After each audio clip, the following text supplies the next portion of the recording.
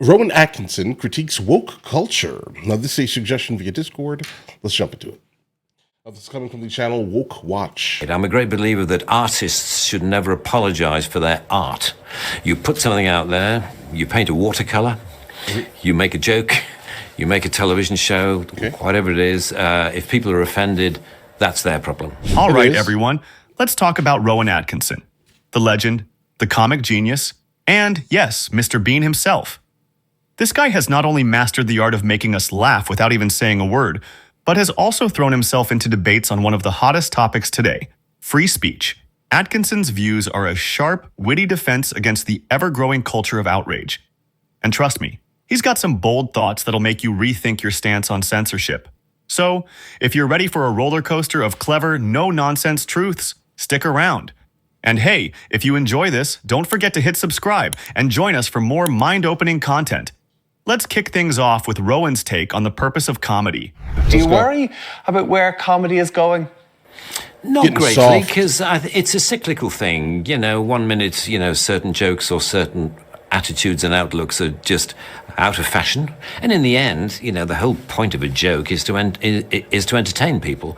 And if people are not entertained, then you haven't fulfilled your brief. And so I'm a great believer that we must have free expression, and in comedy you must be able to make jokes about absolutely anything. I mean, the only question is you would be wise to choose a context in which it's going to be appreciated, because not all jokes suit all contexts. The joke you tell around a table in a restaurant with some friends is not necessarily something for primetime TV. That's a pretty obvious statement, but you'd be surprised how people like to abuse the context of comedy. And people often say, did you hear that joke that comedian said in that Netflix special?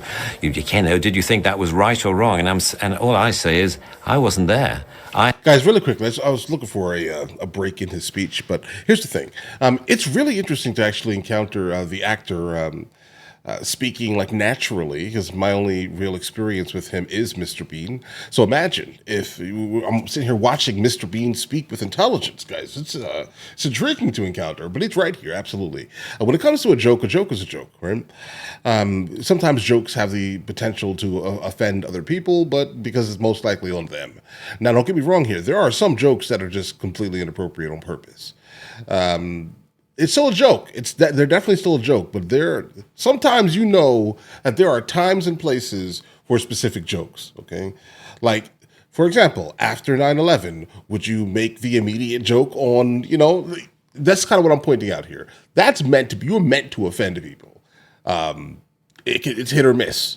But still, at the same time, guys, comedy is comedy, guys. But either way, I haven't heard the joke. I wasn't in the audience when the comedian said it. I don't know what the atmosphere was in the room. If people pay to see a comedian, they've got to accept whatever they provide. I'm a great believer that artists should never apologize for their art.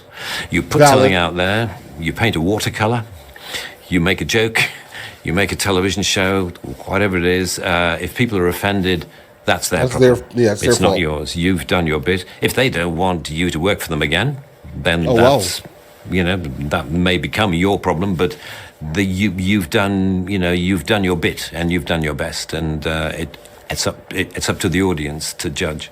I'm a great believer that if a joke has an appreciative audience, no matter how small, no matter who they are, then it is worthy. It should be, as it were. He's blunt. The point of a joke is to entertain. Simple, right? But in today's world, where every punchline gets dissected, he's got a solid point. And here's the kicker. He doesn't think comedians owe apologies just because someone decided they were offended. Think about it. If audiences willingly pay to watch a show, shouldn't they be ready for what they're about to get? After all, they signed up for that humor buffet, no substitutions allowed. And Rowan's stance on free expression doesn't stop with comedy. My starting point when it comes to the consideration of any issue relating to free speech is my passionate belief that the second most precious thing in life is the right to express yourself freely. The most precious thing in life, I think, is food in your mouth. And the third most precious is a roof over your head. But a fixture for me in the number 2 slot is free expression, just below the need to sustain life itself. That is because I have enjoyed free expression in this country all my professional life and fully expect to continue to do so. Personally, I suspect highly unlikely to be arrested for whatever laws exist to contain free expression because of the undoubtedly privileged position that is afforded to those of a high public profile. So my concerns are less for myself and more for those more vulnerable because of their lower profile. It's respectable. Like Absolutely. The man arrested in Oxford for calling a police horse gay. What happened? In what circumstance did that? I need to know the entire, like I want to know the picture. Show me. I want to know how that happened. What was it about? Like in what was it like how we would say that word, let's say in the 90s, or like what? I need to know. Or the teenager arrested for calling the Church of Scientology a cult. Okay. Or the cafe owner arrested for displaying passages from the Bible on a TV screen. He was okay. When I heard of some of these more ludicrous offences and charges, wow. I remembered that I had been here before in a fictional context. That's mostly Europe, though, bro. I once did a show called Not the 9 O'Clock News some years ago, and we did a sketch where Griff Rhys-Jones played Constable Savage, a manifestly racist police officer to whom I, as his station commander, is giving a dressing down for arresting a black man on a whole string of ridiculous, trumped-up and ludicrous charges. The charges for which Constable Savage arrested Mr. Winston Kadogo of 55 Mercer Road were these. Walking on the cracks in the pavement. Walking in a loud shirt in a built-up area during the hours of darkness. And one of my favorites, walking around all over the place. He was also arrested for urinating in a public convenience. I don't know what that means. Looking at me in a funny way. Okay. Who would have thought that we would end up with a law that would allow life to imitate art so exactly? To him, the right to express oneself freely is fundamental, ranking up there with the basics of survival. He's enjoyed the luxury of speaking his mind, but he's worried about the rest of us getting shut down over silly things. Imagine being fined because someone thinks you insulted a horse. It sounds absurd, but these cases are real. Is that a person And to speaking? Rowan, it's a grim echo of one of his old sketches where people got arrested for the most ridiculous reasons. Only this time, it's not a punchline. Rowan's message is clear.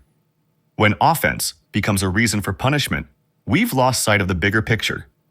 Atkinson then digs into why criticism has become so dangerous.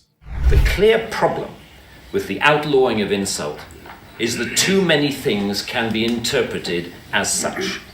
Criticism is easily construed as insult by certain parties. Ridicule easily construed as insult.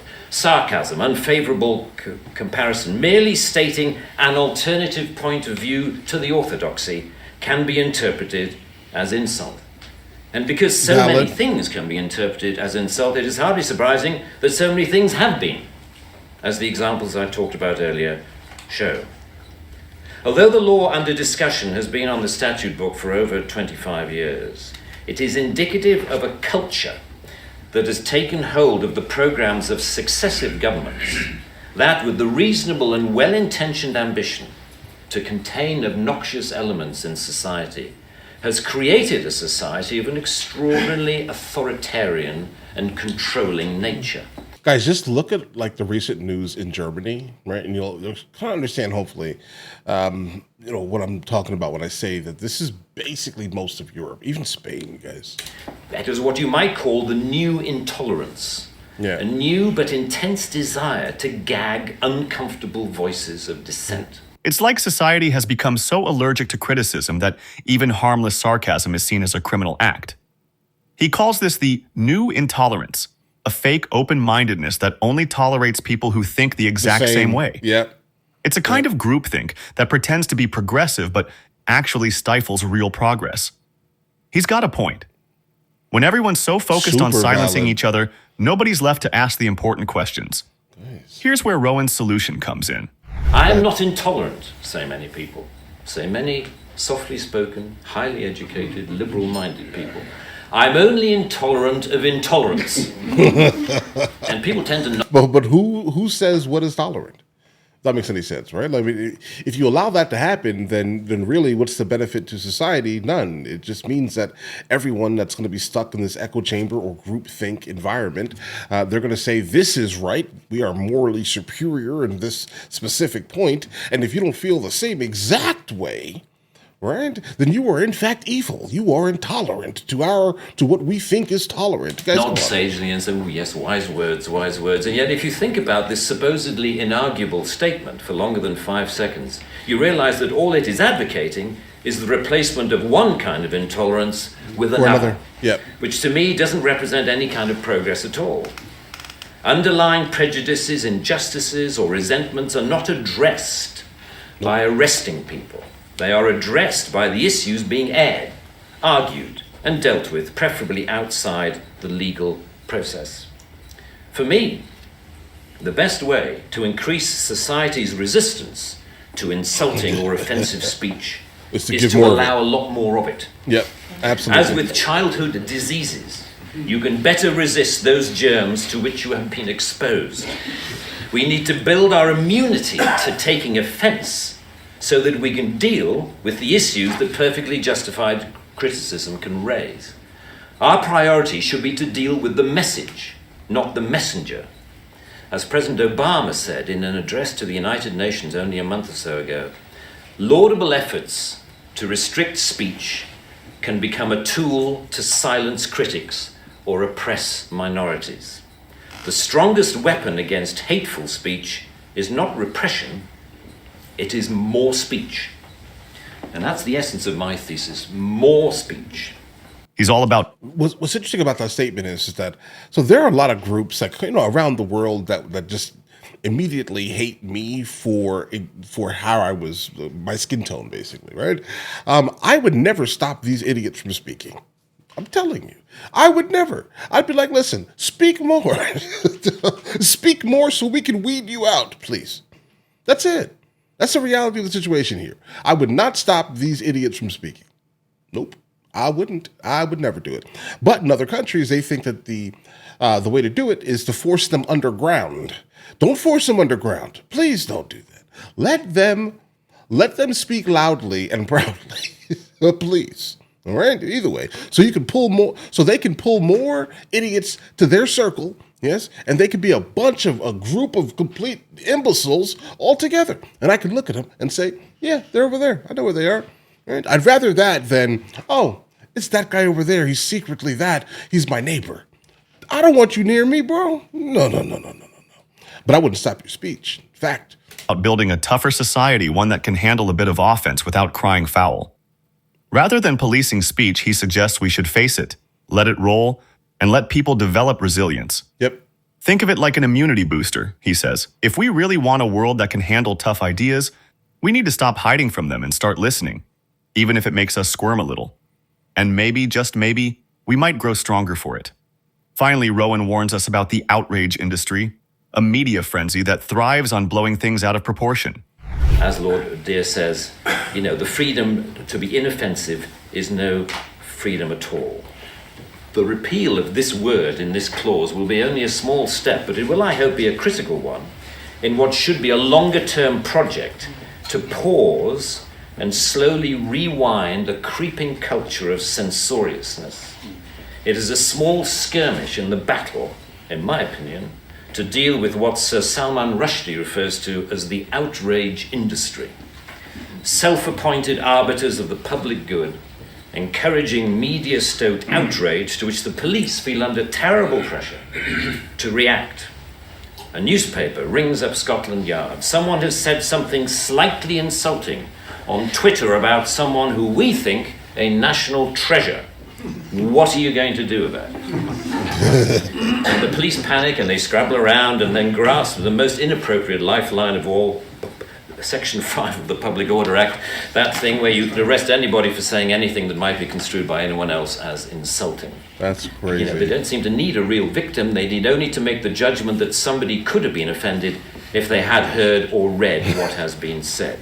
That, I think, with that right there is in every single nation state in the European Union. I'm telling you, it is wild. I'm not specifically saying the UK is a part of it, but they are definitely a part of it in terms of that specific social ideology. Ludicrous of doing that. Of latitude. It's wild. Picture it. Someone tweets a minor insult, and next thing you know, it's a front-page scandal. The scary part? Authorities feel pressured to step in, even if no one's actually harmed. This is where Rowan's alarm bells ring the loudest. When could be offensive becomes the standard for punishment, freedom of expression starts looking less like a right and more like a privilege that can be yanked away at any moment. Right. Rowan Atkinson's words are a reality check for a world that's increasingly afraid of real conversation. If we want a society that truly values free expression, we've got to be willing to handle opinions that push our comfort zones. So, what do you think? Do you agree with Rowan's stance on free speech and comedy? Or do you see it differently? Let us know in the comments. Yeah, I definitely do not see it differently. I think that we do have a problem with the concept of free speech. If I say one thing and I believe that my one thing that I'm saying is in fact true, but what I'm saying offends someone else, why does their offense mean more than my freedom of speech? It just, you're offended? That's your problem. That's a you problem. Okay? That, in fact, I don't understand it. Okay? But I think what happens is that the group think aspect of it. Like, listen, there are all types of echo chambers. There's definitely an echo chamber on the right. Some people don't want to speak about it, but it exists and it's crazy. There's also a echo chamber on the left. It exists. It's crazy. Echo chambers are crazy, bro. Like, listen, I have no problem with you guys sending me, certain videos from different, viewpoints on life. I'll look at it basically all the same. But the problem sometimes is that a lot of these are just massively echo chambered videos. Sometimes that you guys send me.